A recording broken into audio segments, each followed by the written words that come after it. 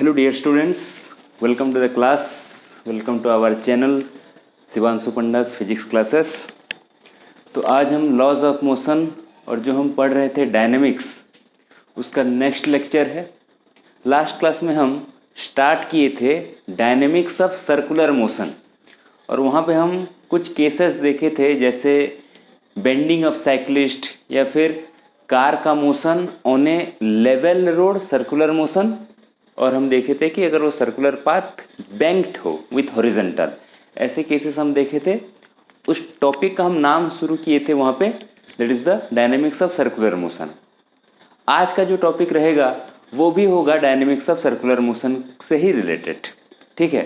तो ये dynamics chapter, ये लॉज ऑफ मोशन चैप्टर बहुत लंबा हो चुका है, बहुत सारे वीडियोस इससे आ चुके हैं, बहुत से कंसेप्ट। पर हाँ, मैं एक बात यहाँ पे एश्योर कर दूँ कि जितना हो सकता है क्लास 11th स्टैंडर्ड के हिसाब से लॉज ऑफ मोशन के कंसेप्ट से रिलेटेड हर एक टॉपिक को बताया जा रहा है, ठीक है। और आज का ये वीडियो होगा और नेक्स्ट जो क्लास होगा इसी चैप्टर का वो इसका लास्ट होगा, ठीक है। तो हर एक चैप्टर के हर एक कंसेप्ट को यहाँ पे बताया जा रहा है, इसलिए ज़्यादा से ज़्यादा वीडियोस हो रहे हैं, ठीक है। और अगर यहाँ पे और ज़्यादा से ज़्यादा अगर हम न्यूमेरिकल सॉल्व करते जाएं तो वीडियोस और भी बनना पड़ेगा, और भी बनाना होगा, ठीक है। पर यहाँ पे मैं ऐसा तय किया हूँ अपने चैनल पे कि अभी कंसेप्ट्स इन डिटेल्स में पढ़ेंगे, कुछ ही न्यूमेरिकल्स करेंगे जहाँ पे ज़्यादा नेसेसरी है उसको समझने के लिए, ठीक है। एक बार जैसे ही 11th 12th फिजिक्स पूरा कंसेप्ट ख़त्म हो गया, उसके बाद जो वीडियोस आएंगे वो न्यूमेरिकल्स ज़्यादा से ज़्यादा आएंगे, ठीक है। उसके लिए टाइम लगेगा, ये पता है, पर अभी हम ज़्यादा से ज़्यादा ध्यान दे रहे हैं कि कंसेप्ट के ऊपर, कि टॉपिक क्या है, पढ़ना क्या है, और वो हम कंसेप्ट क्लियर हो कि कैसे आगे बढ़ते हैं, ठीक है। तो ये टॉपिक स्टार्ट करते हैं, वही डायनेमिक्स ऑफ सर्कुलर मोशन का। आज हमें पढ़ना है एक वर्टिकल प्लेन में किसी बॉडी का सर्कुलर मोशन, एक वर्टिकल प्लेन में, okay. Motion in A vertical circle, ऐसा सर्कल, ठीक है। हम ऐसा किए, किसी एक ठो स्ट्रिंग से एक ऑब्जेक्ट को ऐसे नीचे बांध दे, छोटा सा पत्थर, और ऐसे घुमाए, ऐसे ऐसे घुमाए, ठीक है। केस कुछ ऐसा ले सकते हैं कि ऐसा स्ट्रिंग है, ऐसे पकड़ लिए, यहाँ पे बॉडी है, हम इसको ये नीचे से ऐसे फोर्स दिए, ऐसे, ठीक है, ऐसे। तो होगा क्या, इसमें कुछ अलग अलग केसेस हो सकते हैं। छोटा सा फोर्स दिए तो ये इतना तक गया और ऐसे ये ऑसिलेट करना स्टार्ट करेगा, ऑसिलेशन पता है। या तो और थोड़ा सा फोर्स दिए, थोड़ा और ऊपर गया, फिर वापस आ गया, ठीक है। या और फोर्स दिए तो और ऊपर गया, ऐसे वापस आ गया। और फोर्स दिए और वेलोसिटी दिए यहाँ पे, तो ये ऐसे जाके पूरा सर्कल ऐसे कंप्लीट कर दिया। ऐसे डिफरेंट केसेस हो सकते हैं, ठीक है। तो इसके बारे में जो पूरा मैथमेटिकल स्टडी है यहाँ पे हम देखेंगे, motion in A vertical circle, ठीक है। तो स्टार्ट करते हैं। तो यहाँ पे होगा क्या, ऐसा बॉडी का सर्कुलर मोशन होना है, ऐसा बॉडी का एक सर्कल पे सर्कुलर मोशन होना है, ठीक है। ये सेंटर है उसका और यहाँ पे है बॉडी, ठीक है। ये पॉइंट ए ले लेते हैं इसको, यहाँ पे है बॉडी पहले। तो यहाँ पे इसको फोर्स देंगे, दैट मीन्स एक वेलोसिटी इनिशियली हम इसको देंगे, सपोज यू अमाउंट का वेलोसिटी इसको दिए, ठीक है। अब इसको ऐसे मूव करते हुए जाना है, ऐसे ही कंसिडर करते हैं हम एंटी क्लॉकवाइज, ऐसे मूव करते हुए जाना है। हो सकता है कि हाँ ये कुछ पॉइंट तक जाए फिर वापस आ जाए, हो सकता है कि ये पूरा सर्कल घूम जाए, देखेंगे डिफरेंट केसेस, ओके। ये ए पॉइंट है, सपोज कोई भी एक तो पोजीशन लेते हैं यहाँ पे, ठीक है। ये सपोज बी पॉइंट है, कोई भी एक तो पोजीशन, ठीक है। और ऐसा मानते हैं कि जब यहाँ पे पहुँचा ये, इसके पास वेलोसिटी था v, यहाँ पे वेलोसिटी था u, यहाँ पे पहुँचा तो वेलोसिटी था उसके पास v। सर्कल का रेडियस सपोज r है, ये r होगा, ये भी पूरा r है ये, ठीक है। ये भी पूरा हो गया r, ठीक है, रेडियस इसका। अच्छा, इसका बॉडी का मास जो है वो m है, सपोज बॉडी का मास m है। तो यहाँ पे देखते हैं कुछ चीज़ें, हमें पता है कि इस पे नीचे की तरफ लगेगा इसका वेट m इंटू जी, क्लियर है। सपोज यहाँ पे ये एंगल थीटा बनाया है, ठीक है, यहाँ पे एंगल थीटा। तो अगर इसको ऐसे हम एक्सटेंड कर दें तो ये भी एंगल थीटा होगा, पता है ये दोनों पैरेलल हैं ना, तो ये थीटा तो ये भी थीटा। अच्छा, तो अगर ये थीटा है तो इस तरफ mg का एक कंपोनेंट काम करेगा, that is mg cos theta, ठीक है ये, और इस तरफ काम करेगा mg sin थीटा। मैं उसको नहीं बना रहा हूँ, उसका कोई काम है ही नहीं, ठीक है ना, mg sin थीटा कोई काम नहीं है। तो इस कंपोनेंट, एक ही कंपोनेंट को मैं बनाया हूँ यहाँ पे। ऐसा नहीं कि नहीं होगा mg sin थीटा, वो भी होगा, पर यहाँ पे वो नेसेसरी है नहीं कोई भी कैलकुलेशन के लिए। तो बस mg cos थीटा को दिखाया हूँ, ठीक है। तो होगा mg sin थीटा होगा इस तरफ, ओके, इस तरफ mg sin थीटा होगा, पर इसका कोई काम है नहीं यहाँ पे, फिर भी ठीक है, बना के रखते हैं। अच्छा, अब देखो ये एक स्ट्रिंग है, बॉडी को ऐसे पकड़ के हम ऐसे घुमा रहे हैं, तो ये है क्या, एक स्ट्रिंग है। तो स्ट्रिंग का लेंथ है ये r, रेडियस r, मतलब स्ट्रिंग का लेंथ है r। तो स्ट्रिंग है और यहाँ पे एक मास बंधा है, तो डेफिनेटली इस तरफ एक टेंशन होगा, ये हम पढ़े हैं, स्ट्रिंग है तो एक टेंशन होगा, ठीक है। तो यहाँ पे सर्कुलर मोशन होने के लिए उसको कौन सा फोर्स चाहिए, किसी भी बॉडी को सर्कुलर मोशन करने के लिए कौन सा फोर्स चाहिए, सेंट्रीपेटल फोर्स, पढ़े थे लास्ट क्लास में। तो यहाँ पे सेंट्रीपेटल फोर्स कौन उसको प्रोवाइड करेगा, तो सेंट्रीपेटल फोर्स उसको मिलेगा यहाँ से। अब सेंटर की तरफ फोर्स होना चाहिए, तो T है सेंटर की तरफ फोर्स, पर उसके ऑपोजिट में mg cos थीटा है, तो यही बनेगा centripetal force mv square by r, capital R, ठीक है ना।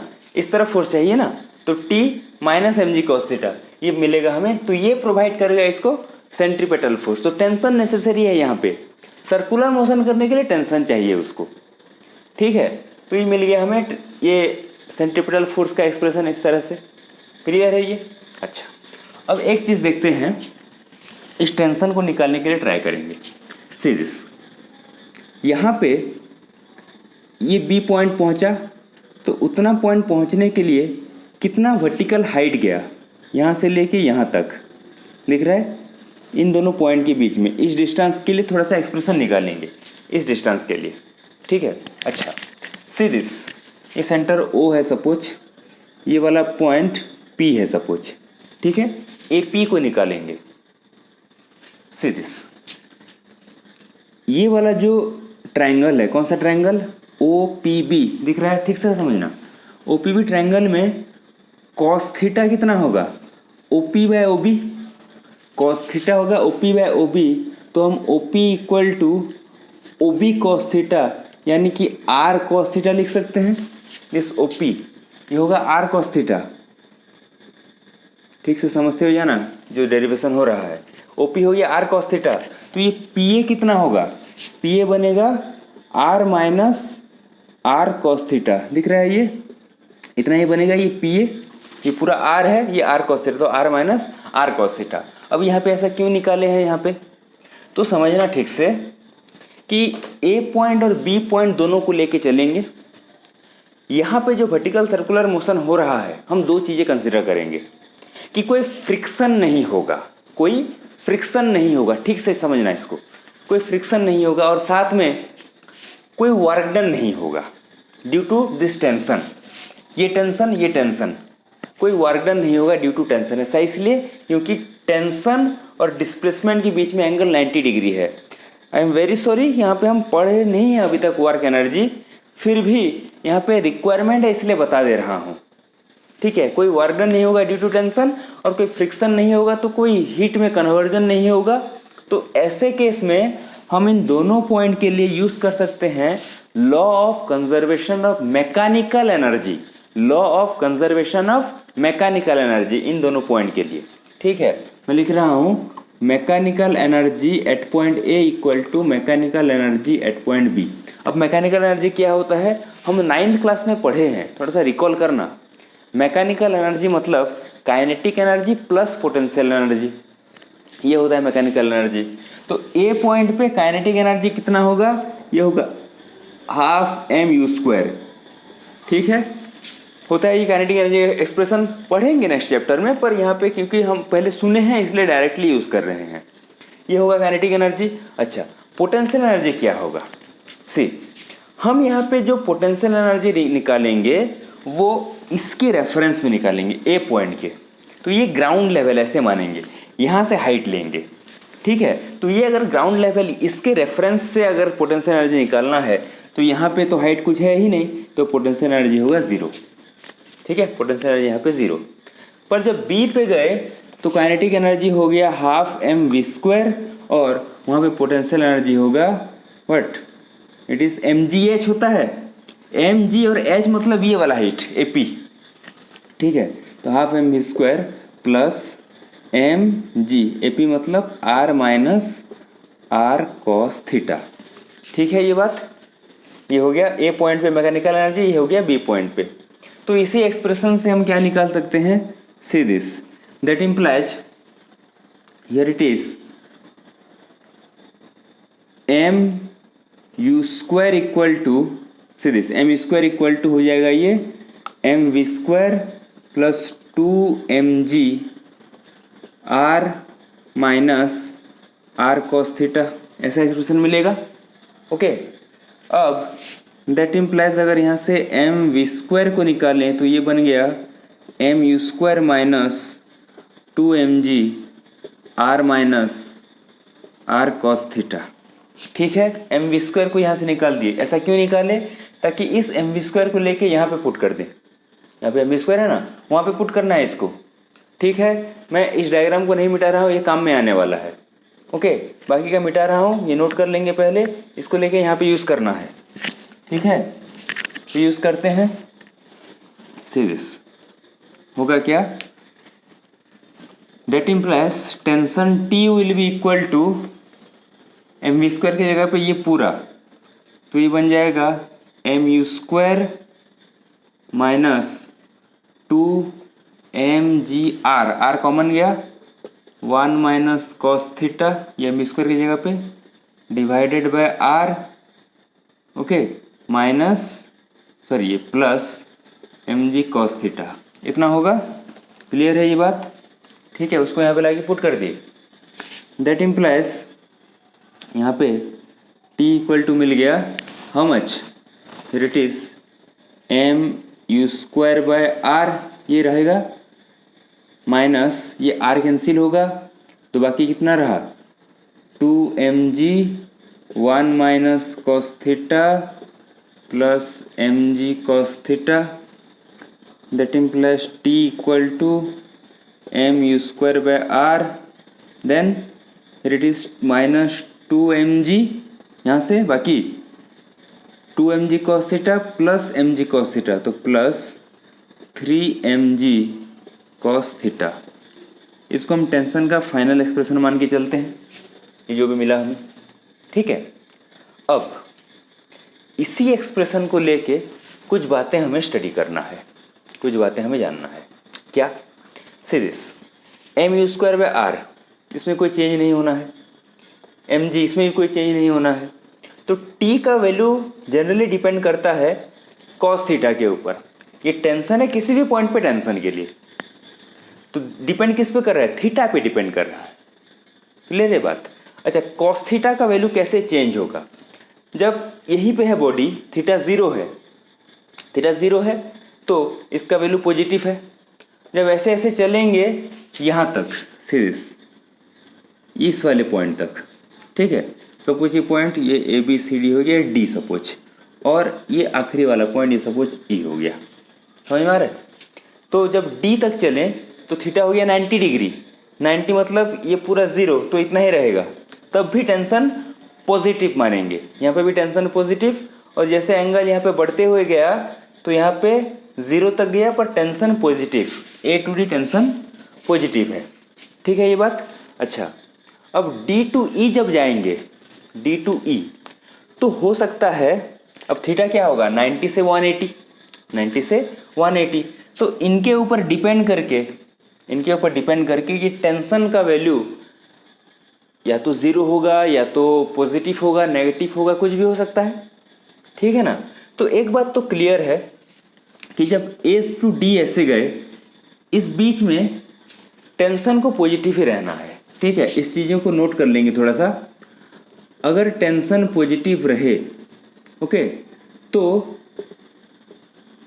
सर्कुलर पाथ उसका रहेगा, सर्कुलर पाथ तब रहेगा टेंशन अगर पॉजिटिव। अब सेंट्रीपेटल फोर्स के लिए टेंशन ही नेसेसरी रहता है, वो पॉजिटिव है तो सर्कुलर पाथ रहे। सर्कुलर पाथ मतलब बस सर्किल कंप्लीट करना नहीं है, ऐसे अगर ओसिलेट भी करे तो वो भी सर्कुलर पाथ ही तो है ना, सर्कुलर अर्क। तो यहाँ से यहाँ तक तो टेंशन को नेगेटिव होना ही नहीं है, जीरो नहीं हो सकता, पॉजिटिव ही रहना है। ठीक है ये बात। पर उसके बाद टी अगर पॉजिटिव ना रहे तो क्या होगा, अपना सर्कुलर पाथ को छोड़ देगा। ठीक है, सर्कुलर पाथ को छोड़ सकता है। अगर टी नहीं है उसके पास, टी नहीं है तो ये वाला फोर्स काम करेगा तो सर्कुलर पाथ को छोड़ देगा। ठीक है ना। तो सर्कुलर पाथ रहने के लिए टेंशन उसका पॉजिटिव रहना चाहिए, ये बात पहले क्लियर करेंगे। ओके, तो इसने ए टू डी इतने के बीच में तो सर्कुलर पाथ उसका रहेगा ही रहेगा। ठीक है, ये तो उतने में सर्कुलर पाथ मस्ट रहेगा। तो होना क्या है, यहाँ पे अगर उसको अगर छोड़ना भी है, अगर सर्कुलर पाथ छोड़ भी देना है तो भी इसके बीच में कहीं पे वो छोड़ेगा। ठीक है ये। अच्छा, और अभी हम निकालेंगे कि ये सर्किल कंप्लीट कब करेगा। ठीक है, ये पूरा समझ में आया। ओके, इस एक्सप्रेशन को मैं रखता हूं यहाँ पे। अभी हम ये निकालेंगे कि ये पूरा सर्किल कंप्लीट कब कर पाएगा। कंप्लीट तभी करेगा जब इस ई पॉइंट पे टेंशन आइदर, ये जो टेंशन है वो ई पॉइंट पे आइदर इक्वल टू और ग्रेटर देन जीरो होना चाहिए। या तो जीरो हो या तो पॉजिटिव हो, तभी जाके ये सर्कुलर पाथ कंप्लीट कर पाएगा। ठीक है, नेगेटिव हो गया एक बार टेंशन तो सर्कुलर पाथ कंप्लीट नहीं होगा, ये सर्कल को छोड़ देगा। तो यहाँ पे इस पॉइंट पे अगर कैसे भी करके टेंशन या तो पॉजिटिव रहे या जीरो रहे तभी जाके ये सर्कुलर पाथ कंप्लीट कर सकता है, वर्टिकल सर्कल में घूम सकता है। ठीक है, तो ये लूप बना सकता है, कंडीशन ऑफ मेकिंग लूप बोलते हैं, लूप बना सकता है। तो होगा क्या, ई पॉइंट पे अगर हम निकालेंगे, ई पॉइंट पे थीटा कितना होता है 180 डिग्री, ई पॉइंट पे थीटा होता है 180 डिग्री।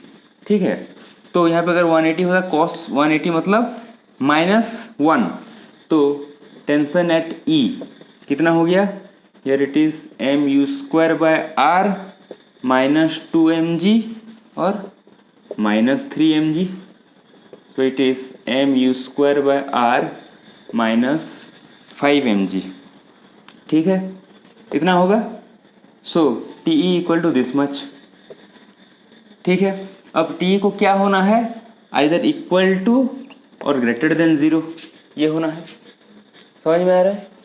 तो m यहाँ से अगर हम देखें, सी दिस, ये टेंशन का वैल्यू हो गया।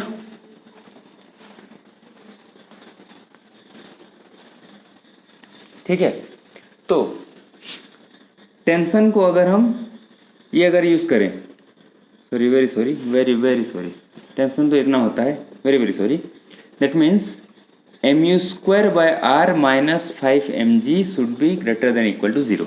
अब क्लियर है, टेंशन ये है तो इसको हमें क्या लेना होगा, greater than equal to zero.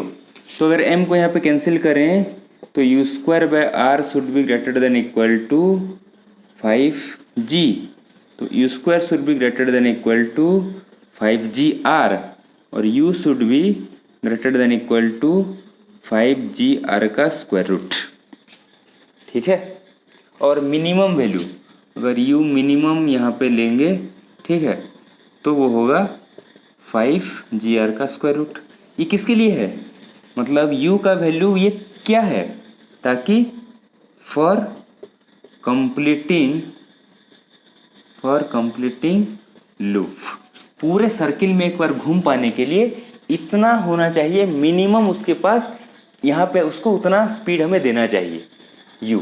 अगर हम √5gr इतना अगर यहाँ पे देंगे उसको स्पीड, तब जाके ये घूम पाएगा, या उससे ज़्यादा देंगे तो इतना स्पीड हमें यहाँ पे देना चाहिए। ये पहला कंसेप्ट है, 5gr का रूट इतना पहले देना चाहिए। ये समझ में आया कि टेंशन नेगेटिव हो गया तो सर्किल को छोड़ देगा, पॉजिटिव है तो सर्कुलर पाथ में रहेगा। तो पूरा सर्किल कंप्लीट करने के लिए हमें इस पॉइंट पे लेना होगा। ठीक है ना, इस पॉइंट पे अगर वो पॉजिटिव हो या जीरो हो तब जाके पूरा इधर से इधर फिर आ पाएगा ये। ठीक है, तो उस पॉइंट के लिए यहाँ पे हम निकाले तो देखिए कि 5gr का स्क्वायर रूट, ये अगर हम वेलोसिटी पहले देते हैं इस लोअर पॉइंट पे तब जाके ये पूरा सर्कल कंप्लीट कर पाएगा। ठीक है इतना। अच्छा, कुछ बातें और जानते हैं कि ये जो बॉडी है सीरीज, इसका यहाँ पे जानना है what should be the condition for oscillation और what should be the condition to leave the circle. Oscillation होने का कंडीशन, ओके, ओसिलेशन का कंडीशन, और देखेंगे सर्कल लीव करने का कंडीशन। ठीक है ये बात। अच्छा चलो, ओसिलेट कब करता है? हम ओसिलेशन एक्चुअली पढ़े नहीं है, वो तो आखिरी के चैप्टर्स में आते हैं। ओसिलेट मतलब क्या? ये बॉडी ऐसे चला, ठीक से समझना, ये बॉडी ऐसे चला, कहीं पे जाके उसका वेलोसिटी ज़ीरो हो गया। ठीक है, वेलोसिटी ज़ीरो हो गया तो फिर वह वापस आ जाएगा। इस तरफ जाके कहीं पे ज़ीरो हो गया तो वापस आ जाएगा। ये है ना ओसिलेशन। तो कहीं पे जाके फाइनल वेलोसिटी ज़ीरो। तो ओसिलेशन होने के लिए सपोज एट h1, हाइट जब h1 होगा वहाँ पे जाके v इक्वल टू ज़ीरो बना, तब जाके ओसिलेशन होना है। तो अगर वहाँ पे हम फॉर्मूला यूज़ करें तो होगा क्या? v square is equal to होता है u स्क्वायर माइनस 2gh, ये होता है। अभी कहाँ से आया? वो जो हम एनर्जी जो इक्वल किए थे वहीं से, m को काट दो बस, ये मिल जाएगा हमें। ठीक है, कोई भी हाइट हो वो, यहाँ पे h लिए नहीं है, वही हाइट है, h1 लेते हैं इसको। ठीक है, तो यहाँ पे v स्क्वायर ज़ीरो, तो ये जो h1 इक्वल टू कितना आया? h1 will be u square by 2g। Clear है? ये कितना होगा? h1 u square by 2g। कब? ये ओसिलेशन होने के लिए, वहाँ पे जाके ये v उसका ज़ीरो हो रहा है। अच्छा, अब एक चीज़ निकाल देते हैं, फिर समझेंगे। लेट एट H2 पे टेंशन ज़ीरो। सपोज H2 पे जाके टेंशन अगर उसका ज़ीरो हो जाए, तब फॉर्मूला बताया नहीं गया है, कॉस थीटा के फॉर्म में लिए थे, पर यहीं से ही सपोज ये H है। ठीक है, हम अगर इसको H लें तो ये पूरा कितना होगा? यहाँ से यहाँ तक R माइनस एच होगा। तो cos theta equal to R minus H use कर देना तो ये वाला फॉर्मूला मिल जाएगा। ठीक है, मैं डायरेक्टली लिख रहा हूँ यहाँ पे, कॉस थीटा ना लिख के मैं ये वाला फॉर्म लिख रहा हूँ, tension equal to this much. बस करना क्या है, कॉस थीटा ना लेके यहाँ पे इसको ओपी को अगर हम R माइनस एच, इतना अगर H है यहाँ से यहाँ तक, R माइनस एच लिख दें तो कॉस थीटा की जगह पे अगर उसको यूज़ करते जाएं तो ये मिल जाएगा। ठीक है ये बात। अच्छा, तो ये H2 हमें निकालना है, तो टेंशन ज़ीरो होगा। यहाँ पे टेंशन अगर ज़ीरो हो गया तो how much? u square plus G R minus 3h2 equal to zero. तो H2 will be equal to, here it is, u square plus G R by 3g। इतना मिलेगा H2, इतना मिलेगा H1। ठीक है, ऐसा हम क्यों निकाल रहे हैं? सीधे H1 पे वेलोसिटी ज़ीरो हो रहा है, मतलब वहाँ से ऑसिलेशन स्टार्ट। H2 पे टेंशन ज़ीरो हो रहा है, मतलब वहाँ से क्या होगा? बॉडी का और सर्कुलर मोशन नहीं रहेगा। टेंशन ज़ीरो मतलब सर्कुलर मोशन नहीं रहेगा। ठीक है ना? सर टेंशन जहाँ पे ज़ीरो हो गया तो सर्कुलर मोशन अब पॉसिबल नहीं है, तो वो सर्कुलर पाथ को छोड़ देगा। ठीक है, तो होना क्या चाहिए? मतलब H1 H2 इन दोनों के बीच में सर्कुलर मोशन, मतलब H1 पे आ गया तो बॉडी वापस आ गया ऑसिलेशन करने के लिए, H2 तक गया तो बॉडी का क्या होगा कि अब सर्कुलर पाथ कंप्लीट नहीं कर पाएगा। ठीक है, तो what should be the condition for oscillation? Oscillation condition होने के लिए यहाँ पे क्या होना चाहिए? ये जो H2 है, H2 शुड बी, ओके, इसको मिटा रहा हूँ। अब ये जो ऑसिलेशन का कंडीशन है, ऑसिलेशन के लिए H2 should be greater then H1। ठीक है ये, ओके। अगर ये ग्रेटर होगा, ठीक है, अगर ये ग्रेटर होगा तो ऑसिलेशन हो सकता है। ठीक है, मतलब सपोज यहाँ तक है H2, यहाँ तक है H1, तब जाके ये H1 तक जाके ये ऑसिलेट कर सकता है। पर H1 अगर यहाँ पे कहीं पे होता, यहाँ पे H1 होता, तो वहाँ तक पहुँच ही नहीं पाता। यहाँ पर जाके तो H2 मतलब टेंशन ज़ीरो, सर्किल को लीव कर देता, सर्कुलर पाथ होता ही नहीं। तो ओसिलेशन होने के लिए ये कंडीशन रहना चाहिए, H2 greater than H1। That means U square plus GR/3G greater than U square by 2G। ठीक है, U स्क्वायर बाय 2G, तो ये कंडीशन होना चाहिए। तो यहाँ से निकाल लेंगे, that implies see this, here it is, दोनों साइड G कैंसिल हो गया, बाकी 2U square plus 2GR greater than 3U square, that implies ये इधर गया तो U स्क्वायर से 2GR greater, that implies U should B 2GR इसका स्क्वायर रूट। मतलब ओसिलेशन होने के लिए इतना स्पीड हमें मिनिमम देना होगा। ओके, ओसिलेशन होने के लिए मिनिमम इतना स्पीड हमें देना होगा 2GR का स्क्वायर रूट ओसिलेट करने के लिए। और सर्किल को लीव करने के लिए H1 should be greater then H2। Circle को लीव करने के लिए, leave the circle, leave the circular path, उसको लीव करने के लिए H1 should be greater then H2। ठीक है, अगर वो हो गया तो इसका उल्टा होगा। Okay, U should be greater then 2GR का स्क्वायर रूट, ये होना चाहिए। ठीक है ये बात, तो U should be greater then 2GR का स्क्वायर रूट। ठीक है, तो 2GR के स्क्वायर रूट से अगर जो इनिशियल वेलोसिटी अगर उससे कम है तो ये हो सकता है मिनिमम ओसिलेट करने के लिए। अगर U उससे ज़्यादा हो गया तो पाथ को वो छोड़ सकता है। ठीक है, पाथ को छोड़ने का मतलब ऐसा नहीं है कि छोड़ ही देगा। अगर वो 5GR भी हो गया तो कहाँ छोड़ेगा, वेलोसिटी 2GR से 5GR के बीच में कहीं पे उसको छोड़ेगा। ठीक है।